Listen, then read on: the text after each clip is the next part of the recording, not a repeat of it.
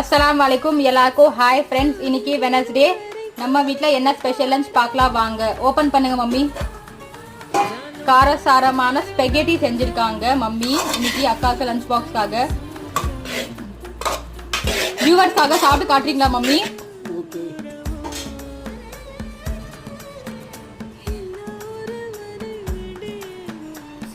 சாப்பிட்டு காட்டுங்க மம்மி. எப்படி இருந்துச்சு மம்மி டேஸ்ட்டு? காரசாரமாக சூப்பராக இருந்துச்சு. சரி வாங்க மம்மி, அக்காவோட லஞ்ச் பாக்ஸ் பேக் பண்ணிடலாம்.